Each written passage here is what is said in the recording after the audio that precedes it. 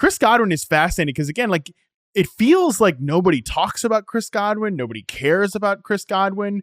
This is a guy that was a top 5 receiver at his peak. And like, really, Andy, in my opinion, before the ACL tear a couple of years ago, was like knocking on the door to be one of the best receivers in the league. I was a huge fan of Chris Godwin's game and loved the way he was deployed in the Brady offense, but also thought there was a lot, like, he was just doing a lot from a real football perspective for the Tampa Bay Buccaneers. And it was kind of like that just perfect number 2 receiver.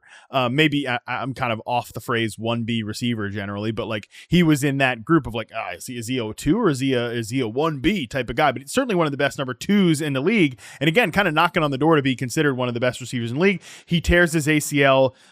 He kind of has that like phony 2022 statistical season with Brady where he's getting a lot of screens. It just, but he clearly, he wasn't playing his best football.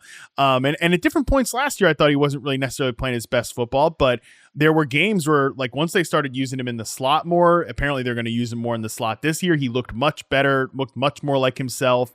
And you just actually, like, yeah, he scored 2 touchdowns last year, but other than that, he caught 83 passes. He had 130 targets. You know, he went over 1,000 yards. Like, the touchdowns, obviously low total, but overall, like, I think you could say that Chris Godwin turned in a quality season last year. And again, this is a guy that it seems like no one wants to really draft this year. No one wants to get like excited about Chris Godwin, but I do think there's a chance that just, if Baker Mayfield's good again this year, maybe more of that love goes to Chris Godwin than it did last year.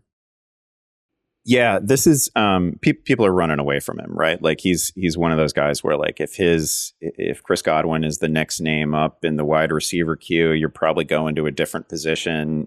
I don't hear anybody talking about him. It wasn't that long ago that.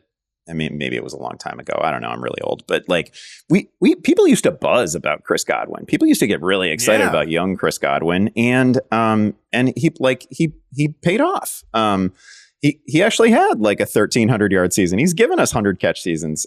He's been great, and I don't think he's dust either. He played through some stuff last year. A classic case where, like, you know, had the touchdowns been there. They weren't. It's an issue. But had the touchdowns been there, nobody would have been complaining about him because he still clears 1,000 yards on the season again. And I thought one of the interesting things to discuss with him, because like, we're talking about him on the same day that, you know, he made some comments to the press about how he's actively looking forward to spending more time in the slot this season.